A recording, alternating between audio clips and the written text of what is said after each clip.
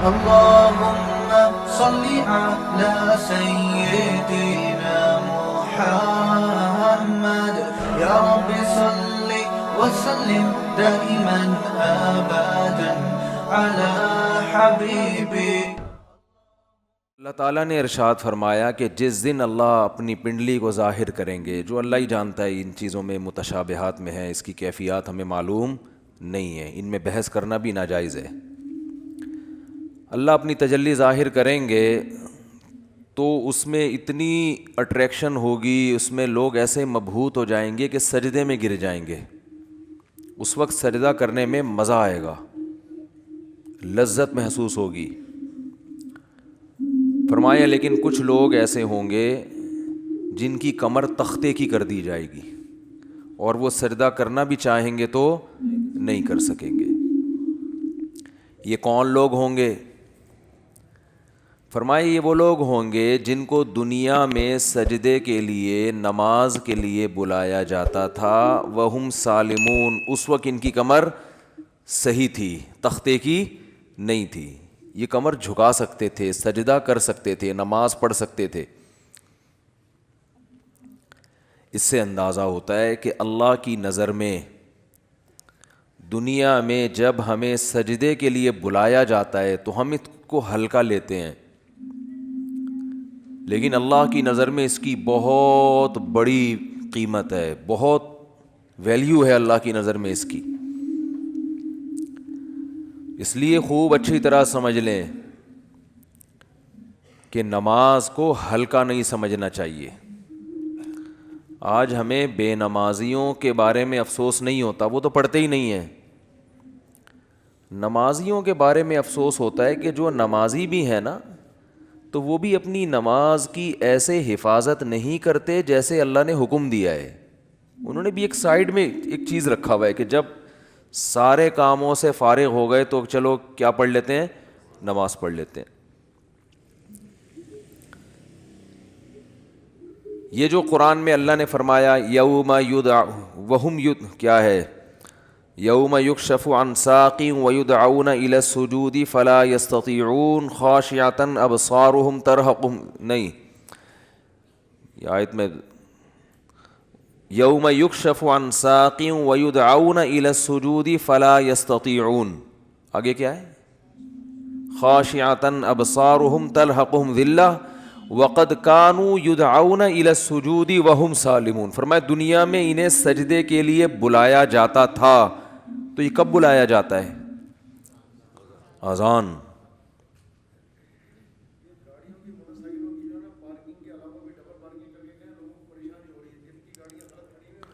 بھائی یہ بہت بڑا المیہ ہے یار. دیکھو گاڑیاں غلط نہیں پارک کیا کرو. میں دیکھتا ہوں یہاں مدرسے کے گیٹ کے آگے کئی بار لوگوں نے گاڑیاں کھڑی کی ہیں. اتنی تو انسان میں سینس ہوتی ہے کہ جب گیٹ کھولے گا مدرسے کا تو اندر سے جو گاڑی باہر کیسے نکالے گا. یعنی یہ تو نبی صلی اللہ علیہ وسلم نے فرمایا کہ ایمان کا آخری درجہ یہ ہے، یہ حدیث خوب غور سے سنیں، ایمان کا آخری درجہ یہ ہے کہ راستے سے تکلیف دہ چیز کو ہٹایا جائے. کوئی بھی چیز جو لوگوں کو تکلیف پہنچا رہی ہے اس کو کیا کرو، ہٹا دو. گٹر کا ڈھکن کھلا ہوا ہے، کوئی گر سکتا ہے، آپ اس کے انتظام کریں. کانٹا پڑا ہوا ہے اس کو ہٹائیں، پتھر رکھا ہوا ہے اس کو ہٹائیں. کوئی بھی چیز جو لوگوں کو اذیت دے سکتی ہے. ہاں ابھی بتا رہا ہوں، ابھی بتا رہا ہوں. جائیں گے نا، بات کمپلیٹ ہونے دینا، ورنہ پھر دوبارہ کریں گے یہ حرکت. تو اس لیے کمپلیٹ کر لو پھر جائیں. تو راستے میں تکلیف دہ چیز جو نہیں ہٹاتا نا، اس کو نبی نے ایمان سے خارج کیا ہے. تو سوچو وہ کتنا بڑا گویا کہ کافر ہوگا جو تکلیف دہ چیز راستے میں ڈالتا ہے. تو گاڑی غلط پارک کرنا، بائک غلط پارک کرنا، یہ تکلیف دہ چیز ڈالنا ہے کہ نہیں ہے؟ کانٹے سے اتنی تکلیف نہیں ہوتی، لوگ اکثر سنبھل کے ہی چل رہے ہوتے ہیں. لیکن گاڑیاں اس طرح، روزانہ میرے ساتھ ایسا ہو رہا ہے، روزانہ، کہ یہاں آپ گلی میں گاڑی موڑنے کی کوشش کرو نہیں موڑ سکتے. کسی نے کارنر پہ گاڑی ایسے کھڑی کی ہوگی کہ گاڑی دوسری گاڑی جو آئے گی ٹرن ہی نہیں ہو سکتی. اور یہ دیندار لوگ زیادہ معذرت کے ساتھ کر رہے ہوتے ہیں. وہ ہمارے ہاں جو جتنا بے ڈھنگا ہوگا نا اس کو سمجھا جاتا ہے اتنا نیک ہے. جتنا بے ڈھنگا ہوگا نا. میں جب گیا نا حضرت مفتی رشید احمد صاحب رحمہ اللہ کے پاس, ان کے شاگردوں کے پاس, تو میرے پاس 125 تھی. میں نے دیوار کے ساتھ لگا دی بائک, تو وہ کہیں جھانک رہے تھے. انہوں نے کہا بالکل چپکاؤ. میں نے کہا یہ عجیب بات کر رہے ہیں بھائی, راستہ تو ہے نا بھائی, راستہ اتنا تو ہم نے بائک پارک کی ہے کہ راستہ تو ہے. انہوں نے کہا نہیں راستہ نہیں, کھلا راستہ ہونا چاہیے لوگوں کے پاس گزرنے کا. تو جب آپ مکمل دیوار کے ساتھ بائک کو چپکا کے کھڑا کر سکتے ہو تو آپ نے اس کی دم باہر کو کیوں نکالی ہوئی ہے؟ تو میں نے کہا یار عجیب ٹائپ کے لوگ ہیں یہ, تو بہت سختی کیا کرتے تھے. تو راستے سے تکلیف دہ چیز جو نہ ہٹائے وہ ایمان سے خارج ہے, تو جو راستے میں تکلیف دہ چیز ڈالے وہ کتنا بڑا بے ایمان ہوگا معذرت کے ساتھ. تو ابھی تو آپ لوگوں سے غلطی سے, اس لیے میں کہہ رہا ہوں کہ اب جس نے غلط گاڑی پارک کی ہے وہ اٹھے گا ہی نہیں نا. ہمیں آپ نے بے ایمان کا فتویٰ لگا دیا. تو ہم اچھا گمان رکھتے ہیں آپ نے جان کر نہیں کیا ہوگا, غلطی سے کیا ہوگا, بلکہ آپ نے گاڑی صحیح پارک کی ہوگی یا بائک صحیح پارک کی ہوگی, کسی نے ہٹا دی ہوگی.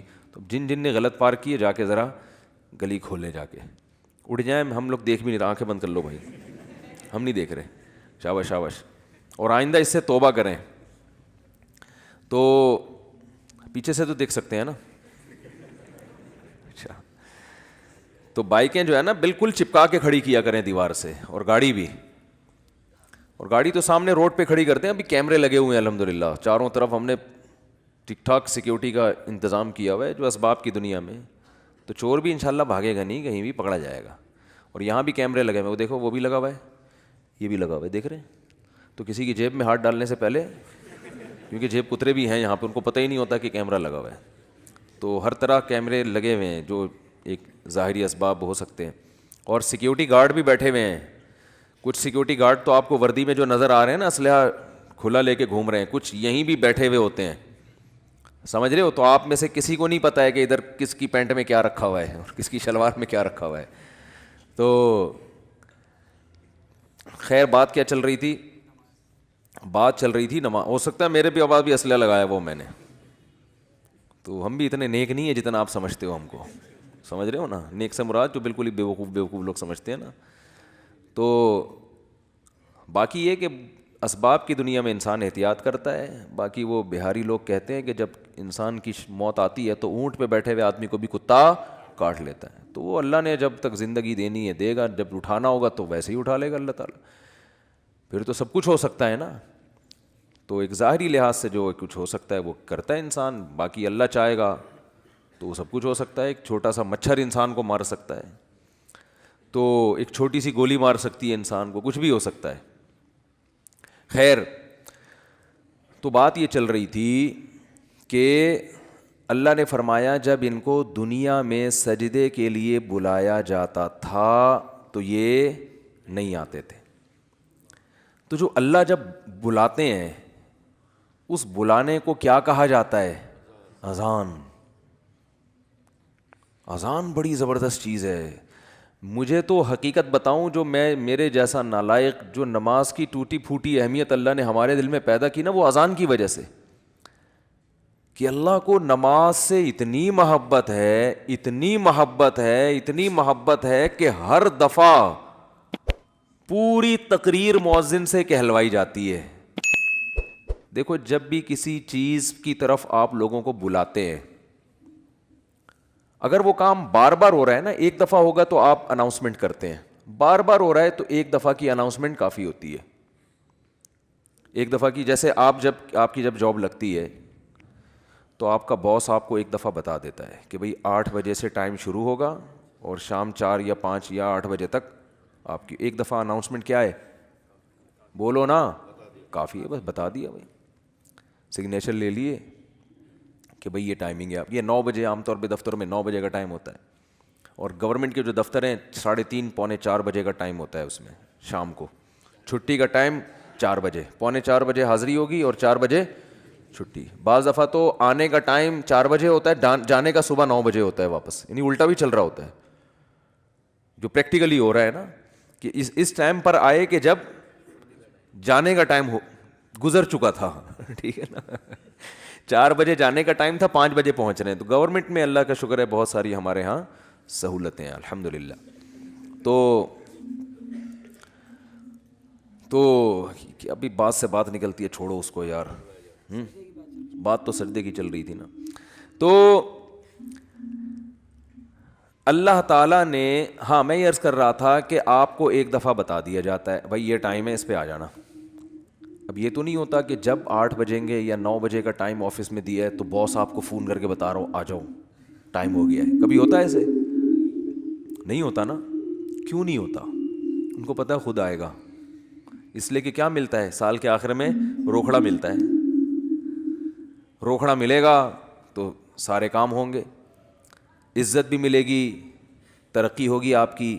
دیکھا جاتا ہے نا پرائیویٹ اداروں میں, تو دیکھا جاتا ہے, گورنمنٹ میں دیکھا جانا چاہیے کہ یہ اس کی حاضریاں کتنی ہیں اور کتنا کس نے کام کیا ہے. لہذا ان کو موٹیویٹ کرنے کے لیے آپ کو بار بار اناؤنسمنٹ کی ضرورت نہیں ہے. بار بار اناؤنسمنٹ کی ضرورت نہیں. ایک دفعہ اعلان دوبارہ کریں گے تو آپ ان کو بیوقوف بولو گے, یار بس سر آپ نے بتا دیا نا 9 بجے کا ٹائم ہے, بس کیا ہے بار بار بھونپو لے کے گھر پہنچ جاتے ہو ہیں, لاؤڈ اسپیکر لے کے میرے دروازے پہ کھڑے ہو تو 9 بج گئے ہیں. یہ جو سحری جگانے والے آتے ہیں نا, مجھے ان سے اسی وجہ سے الرجی ہے. وہ بھائی ہمیں پتہ ہے یار سب کو, جس نے روزہ رکھنا ہے وہ اٹھ جائے گا.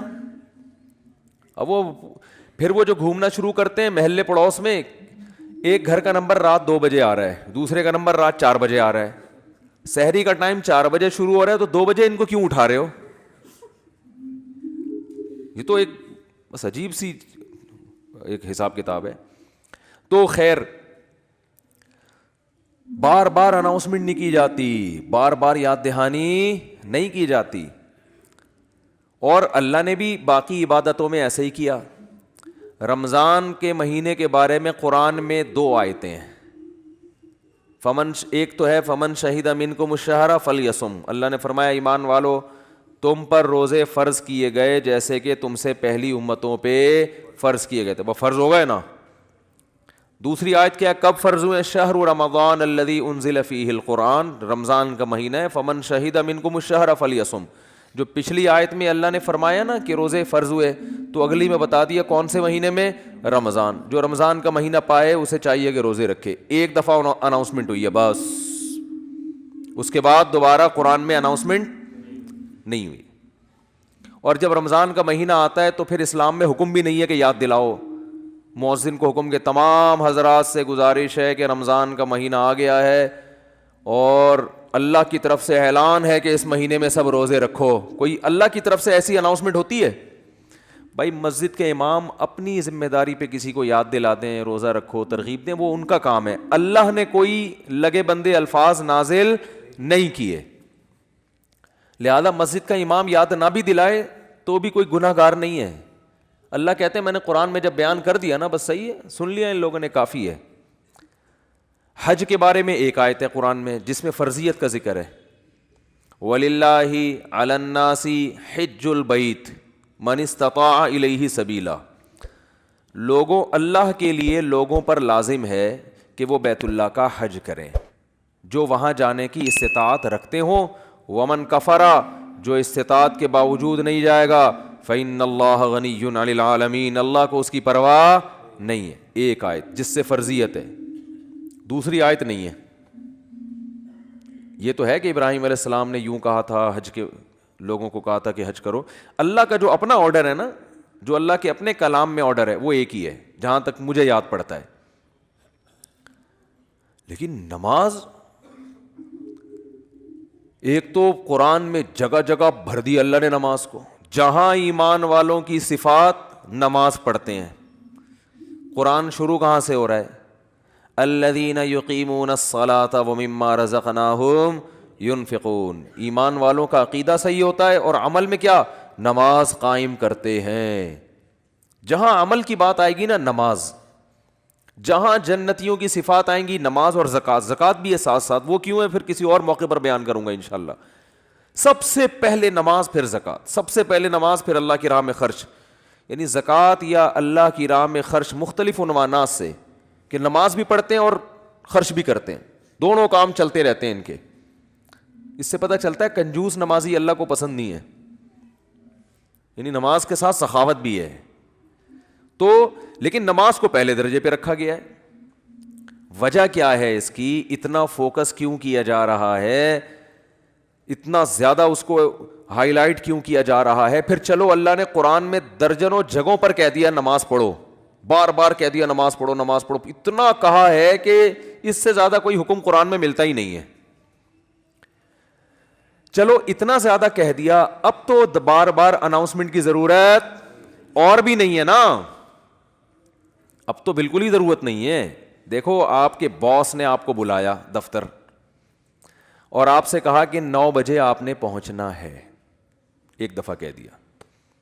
اس کے بعد پھر آپ کو کہا میں دوبارہ کہہ رہا ہوں 9 بجے آپ کی ٹائمنگ شروع ہو جاتی ہے. سمجھ میں آ گئی بات؟ آپ نے کہا آ گئی. پھر تیسرے دفعہ کہہ رہا ہے میں بتاؤں کتنے بجے ٹائم ہے آپ کا؟ 9 بجے. 10 دفعہ جب کہہ دے گا نا 9 بجے, اب جب 9 بجیں گے تو آپ کو یاد نہیں دلائے گا, وہ کہے گا میں نے 10 دفعہ اسی لیے کہہ دیا تھا کہ دوبارہ مجھے یاد دلانے کی ضرورت نہ پڑے. اب آپ اگلے دن لیٹ ہو رہے ہو, 11 بجے پہنچ رہے ہو, تو وہ کہہ رہا ہے, وہ کہے گا کہ آپ کیوں لیٹ آ رہے ہو؟ آپ کو سر آپ نے 9 بجے مجھے یاد نہیں دلایا. وہ کیا کہے گا باس کہ بھائی جو پہلے دن میں نے 10 دفعہ کہا تھا نا 9 بجے, وہ اسی لیے کہا تھا کہ ایک دفعہ کہنا کافی تھا, مگر 10 دفعہ اس لیے ریپیٹ کیا تھا کہ دوبارہ یاد دلانے کی ضرورت نہ پڑے. آپ یہ نہ کہو کہ میں بھول گیا تھا. بہت مشکل ہے سمجھانا, بہت مشکل ہے. تو جب اللہ نے نماز کو سینکڑوں دفعہ ریپیٹ کیا قرآن میں, تو اب تو ہر وقت یاد دلانے کی بالکل بھی ضرورت نہیں تھی. کمال ہے بھائی, اللہ نے کیا فرمایا کہ اتنا یاد دلاؤ کہ پیدائش سے لے کے موت تک اذان ہی سنتا رہے یہ بیٹھ کے. پیدا ہوا تو کان میں اذان دلوائی اس کے, پیدا ہوا تو کان میں اذان, نماز کی طرف دعوت, حالانکہ سمجھتا نہیں ہے بچہ, ایک حرف بھی سمجھ میں نہیں آتا اس کے اذان. بچہ تو نہ سمجھ ہوتا ہے, اس کو کیا پتہ چلتا ہے میرے کان میں کیا ہو رہا ہے. لیکن جب بڑا ہوتا ہے نا تو اس کو یہ جب یاد دلایا جاتا ہے کہ تیرے کان میں بھی اذان دی گئی تھی, دوسروں کو دیکھتا ہے تو اس کو پتہ چلتا ہے کہ اللہ نے ابھی سے یاد دلا دیا ہے. تو پیدا ہوا ہے تجھے بتایا کہ نماز نہیں چھوڑنی, تو نے نماز نہیں چھوڑنی ہے تو نے. پھر فجر کے وقت الگ بلایا جا رہا ہے, جب ظہر کا ٹائم آتا ہے الگ. اچھا اللہ نے نماز کا بھی ذکر کیا اور ٹائمنگ بھی قرآن میں بتا دی. اقیم الصلاۃ لدلوک الشمس الی غسق اللیل, نماز کو قائم کرو سورج کے ڈھلکنے کے اوقات میں اور رات کے اندھیروں میں بھی. اس میں پانچوں نمازیں آ گئیں. سورج میں جب کوئی بڑی تبدیلی ہوتی ہے نا تو اس کو ڈھلکنا کہتے ہیں. سورج میں جب بڑی تبدیلی ہوتی ہے, فجر کے وقت سورج کیا اندھیروں سے نکل کے روشنیوں کی طرف جب لائٹ مارتا ہے نا سورج مشرق سے. دیکھو کوئی گاڑی, آپ کسی گاڑی کا انتظار کر رہے ہو یار, وہ دولہے کی مثال دیتے ہیں, اس کو بات سمجھ میں آئے گی. دولہا بارات کے انتظار میں ہال میں بیٹھا ہوا ہے, بارات آ رہی ہے کہ نہیں آ رہی ہے, ٹائم دیکھ رہا ہے یار لیٹ, پہلے میں بہت لیٹ ہو گیا, مفتی صاحب کا بیان سن کے تو 45 سال میں شادی کر رہا ہوں, اوپر سے بارات لیٹ ہے. تو وہ فوراً دیکھتا رہے گا کہ بھئی ایک دم بسوں کی لائٹیں جو ہے نا گلی کے نکڑ پہ بس نظر نہیں آتی, لائٹنگ پہلے ہوتی ہے نا, لائٹنگ سے اندازہ ہو جاتا ہے کہ اب بارات پہنچنے والی ہے. پھر پٹاخے بعد میں. تو سورج کیا ہے ایک دم غائب ہو جاتا ہے, اندھیروں میں دنیا ڈوب جاتی ہے. تو سب سے پہلے جو لائٹ مشرق کی طرف ظاہر ہوتی ہے, جو لائٹ یعنی اس طرح ہوتی ہے, وہ ایک تو عمودی لائٹ ہوتی ہے نا, عمود کو کیا کہتے ہیں؟ پرپینڈیکولر کہتے ہیں. ہم تو ٹریگنومیٹری پڑھ کے بھول گئے یار. ہاں ہاریزینٹل, میں لفظ بھول گیا ہوں, ہم نے بہت پڑھی ہے ہاریزونٹل. ایک ہوتا ہے پرپینڈیکولر, ایک ہوتا ہے بیس کہتے ہیں اس کو.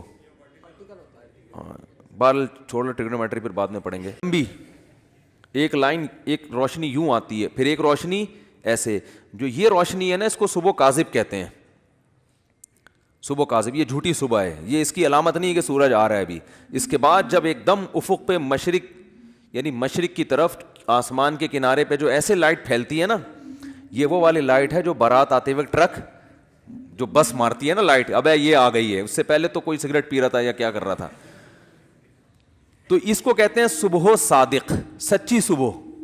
وہ پہلے والی صبح سے دھوکا ہوتا ہے کہ شاید سورج نکل رہا ہے، وہ اس لیے اس کو صبح کاذب کہا جاتا ہے، اور اس کے بعد آتی ہے صبح صادق. تو وہ جو لائٹ مشرق کی طرف پھیلتی ہے نا ایسے لمبائی میں، وہ اس کی علامت ہوتی ہے کہ اب وہ اندھیرے ختم، ایک دم سورج ایک ڈھلکنا شروع ہو رہا ہے نا، ایک دنیا میں ایک بہت بڑی چینجنگ آ رہی ہے. تو اللہ نے فرمایا جیسے ہی دنیا میں یہ چینجنگ آئے گی، تبدیلی آئے گی اس سے، سورج کے ڈھلکنے سے، تم نے کیا کرنا ہے اس موقع پر؟ نماز قائم کرنا ہے، اپنے رب کو یاد کرنا ہے، میرا رب مجھے رات کے اندھیروں سے نکال کے دوبارہ. کتنی بڑی خدا کی قسم، یہ سورج کا طلوع ہونا اتنی بڑی نشانی ہے اللہ کے وجود کی. ایتھیس اور ملحد پاگل ہوتے ہیں، مجھے لوگ کہتے ہیں ملحدوں پہ کو معاف کر دیں، بیان نہ کریں آپ، بہت بیان ہو گیا ملحدوں پر، لیکن بھائی کیسے یار چھوڑ دیں؟ اتنی بڑی خدا کی نشانیاں دیکھ کر جو بدبخت کہتے ہیں یہ آٹومیٹیکلی ہو رہا ہے. اور یار ایسا سسٹم، اتنا ایندھن اس کے اندر، ایسی روشنی، کیسا جیسے آپ تکے کو گھماتے ہیں نا جب پکاتے ہیں، کوئلے پہ جب تکا پکاتے ہیں ادھر سے پک گیا، اب کیا کرو؟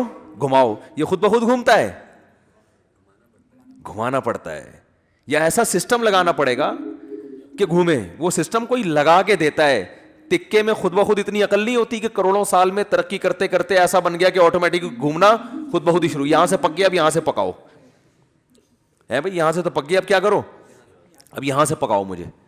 تکا خود بخود کروڑوں سال میں بھی اتنا ذہین نہیں ہوتا. تو یہ سورج اور زمین اتنے ذہین کیسے ہو گئے کہ سورج گیا اور پوری دنیا کو لائٹ دیتا دیتا ساری دنیا میں کی فصلیں اگاتا، وٹامن ڈی پرووائڈ کرتے کرتے کرتے کرتے ابھی سورج امریکہ والوں کو نواز رہا ہے. اس وقت یہاں رات ہو رہی ہے نا، امریکہ میں دن ہے، سورج وہاں جا کے گوروں کو وٹامن ڈی دے رہا ہے، ان کی فصلوں میں جان پیدا کر رہا ہے.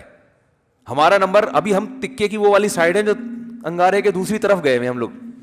بھئی یہاں سے تو زمین پک گئی ہے، اب اس کو تھوڑا سا اندھیرے میں رکھو، اس کو پکانے کی ضرورت نہیں ہے. اب میرے اس طرح پکانے کی باتیں کرنے سے ایتھیس کو تپانے کا کام ہو رہا ہے. حقیقت ہے نا، جب سورج پکا رہا ہے اور ایتھیس ہمیں تپا رہا ہے، خود بھی تپ رہا ہے الٹی باتیں کر کے. تو یہ بھائی کیسا خوبصورت نظام ہے یار. سورج کا جو طلوع ہے نا خدا کی قسم یہ اللہ کی بہت بڑی نشانی ہے. لاکھوں کروڑوں سال ہو گئے سورج کی حرکت میں کوئی تبدیلی نہیں ہو رہی. کتنا بڑا آگ کا ایندھن ہے، آگ کا ایندھن زمین سے لاکھوں گنا بڑا. اتنی آگ، اتنا ایندھن کہاں سے آ گیا؟ اسٹیل مل میں جو ایندھن جس سے لوہا پگھلایا جاتا ہے یہ آٹومیٹکلی پیدا ہو گیا، یہ اس کو پیدا کیا گیا ہے، یہ تو ڈالا جاتا ہے نا اس میں بھٹیوں کو جلانے کے لیے. سورج میں کہاں سے آ گیا؟ اتنی آگ برسا رہا ہے، اور ایسی لائٹ ہے اس کی کہ آپ جب سورج کی روشنی ہوتی ہے آپ کے ہزار وولٹ کے بلب فیل ہو جاتے ہیں، پتہ ہی نہیں چل رہا ہوتا کہ جل رہے ہیں کہ بجھ رہے ہیں. تو کیا تن تناتا ہوا شان کے ساتھ مشرق سے نکلتا ہے. تو اللہ نے کہا ابھی نکلنے سے پہلے پوری دنیا کا نظام چونکہ چینج ہو رہا ہے، اندھیروں سے ڈوب کے تم روشنیوں کی طرف آ رہے ہو. تو جو ملحد ہوگا، جو خدا کا انکار کرنے والا ہے، اسے اس سے کوئی غرض نہیں ہے کہ اللہ نے مجھے دوبارہ زندگی دی، دوبارہ سورج میری خدمت کے لیے طلوع ہو رہا ہے اور اس زمین کا نظام دوبارہ سے کیا ہو رہا ہے؟ چینج ہو رہا ہے. وہ تو پڑا ہوا خواب خرگوش کے مزے لیتا رہے گا. کافر خدا کو یاد نہیں کرے گا. اور جو خدا کو مانتے ہیں، جو مشرک ہیں، وہ مندروں میں جا کے بتوں کے سامنے جھکیں گے، حالانکہ وہ تو خود پیدا کیے ہوئے ہیں ان بتوں کو اللہ نے. تبھی قرآن کہہ رہے لا تسجدوا للشمس ولا للقمر، سورج اور چاند کی خدمت کو دیکھ کے ان کو سجدہ مت کرو. واسجدوا للہ الذی خلقہن، سجدے کے لائق وہ خدا ہے جس نے سورج اور چاند کو بنایا ہے. ہندو کہتا ہے گائے ہماری بڑی خدمت کرتی ہے، گائے ہماری ماں ہے، ہمارا بھگوان ہے. او بھائی جس خدا نے گائے کو تمہاری خدمت کے لیے بنایا ہے وہ ہے تمہارا اصل بھگوان، وہ ہے تمہارا اصل معبود. یہ گائے بنی نہیں ہے، بنائی گئی ہے. ایک میکینک نے گاڑی بنا کے آپ کو گفٹ دے دی، گاڑی کا شکریہ ادا کر رہے ہو آپ ہیں؟ بے وقوفی ہے یا نہیں ہے؟ ایک سائنٹسٹ نے گاڑی بنائی اور آپ کو دے دی، لو بھائی چلاؤ. ریوو بنائی، ریوو اس لیے کہہ رہا ہوں کہ مثال تو اچھی دے نا آدمی. میں نے کہا ہے نا کہ دیکھو بعض لوگ دیکھو غریب ہونا تو کوئی برائی ہے نہیں. ہمارے نبی صلی اللہ علیہ وسلم دنیا کے مسکین تھے. سوچ کا غریب ہونا کیا ہے؟ نقصان دہ. اس لیے میں انڈے والے برگر کی مثال نہیں دیتا. مثال ہمیشہ زنگر برگر کی ہوگی. کیا کھاؤ بے شک انڈے والا برگر, جیب میں دیکھو پیسے ہیں تو انڈے والا کھا لو, زنگر کے ہیں تو لیکن مثال ہمیشہ کس کی دو؟ زنگر کی. تو مثال اچھی گاڑی کی دینی چاہیے. اور اس میں ایک اور حکمت بھی ہے جو کبھی اور کسی اور وقت بتائیں گے انشاءاللہ. تو آپ کو کسی نے, کمپنی نے ریوو دے کے نا آپ کو گفٹ دے دی, لے بھائی. اب آپ کیا کر رہے ہو کہ ریوو کا شکریہ ادا کر رہے ہو, تمہارا بہت شکریہ, تم میری زندگی میں آئی, تم مجھے بٹھا کے گھماتی ہو اور تمہاری وجہ سے میری عزت ہو رہی ہے. تو بات یہ چل رہی تھی کہ آپ کو کسی نے ریوو گفٹ دی, یا آپ کو کسی نے گاڑی گفٹ دی, یا آپ کو کسی نے کوئی بھی ہدیہ دیا, انڈے والا برگر کھلا دیا, آپ برگر کی تعریفیں کر رہے ہو, برگر کے شکریہ ادا کر رہے ہو. تو ہندو یہی کر رہے ہو بھائی, گائے تم پر احسان نہیں کر رہی, احسان اس ذات نے کیا جس نے اس گائے کو بنایا. تو خدا کہہ رہا ہے کہ نہ ملحدوں کی طرح خدا کا انکار کرو کہ یہ خود بخود ہو رہا ہے, اور نہ مشرکین کی طرح اس اصل خدا کو چھوڑ کر بنی ہوئی چیزوں کو پوجنا شروع کر دو. اسلام کتنا بیلنس کرتا ہے, کیسی اعتدال والی بات کرتا ہے. لا تسجدوا للشمس ولا للقمر, سورج اور چاند کو سجدہ مت کرو ان کی خدمت کو دیکھ کے. واسجدوا للہ الذی خلقہن, اس ذات کو سجدہ کرو جس نے ان کو بنایا. یہاں بھی سجدے کا ذکر ہے, نماز میں ہوتا ہے سجدہ. تو اللہ نے کیا فرمایا, اقیم الصلاۃ لدلوک الشمس, سورج کے ڈھلکنے. یہ سورج سے نا زمین کا بڑا سسٹم ہے, سورج کو بڑا قرآن نے پروٹوکول دیا ہے. قرآن نے اپنی نشانیوں میں, اگر میں یہ کہوں کہ جتنا سورج کو پروٹوکول دیا ہے شاید کسی اور نعمت کو نہیں دیا, تو شاید میری یہ دعویٰ غلط نہیں ہوگا.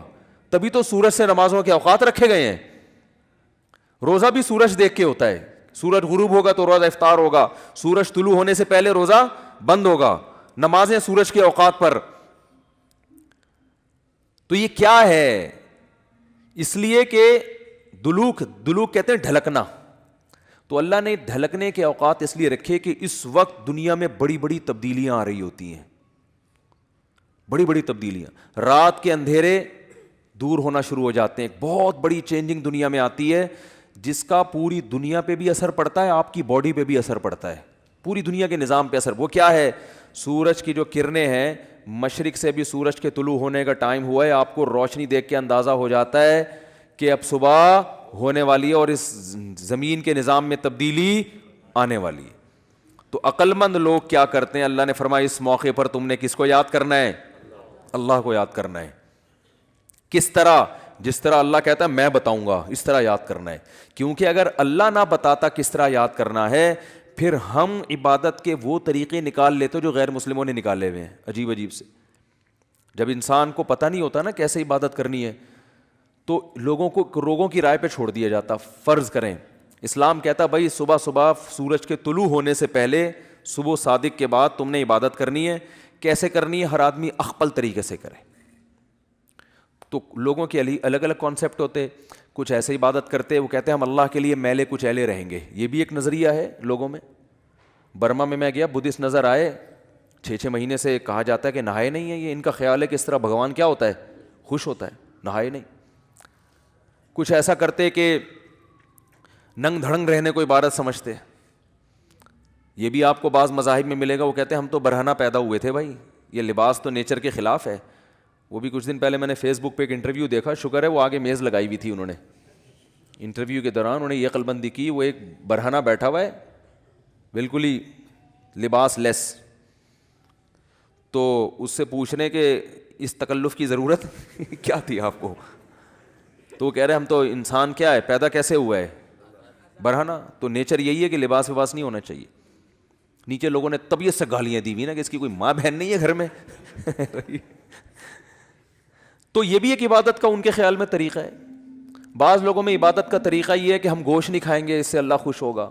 تو انسان کو اگر آزاد چھوڑ دیتا نا اسلام کہ تم اللہ کو جس طرح بھی راضی کرنا چاہو کرو, تو انسان غلط رخ پہ چلا جاتا, وہ انسانیت کے دائرے سے نکل جاتا.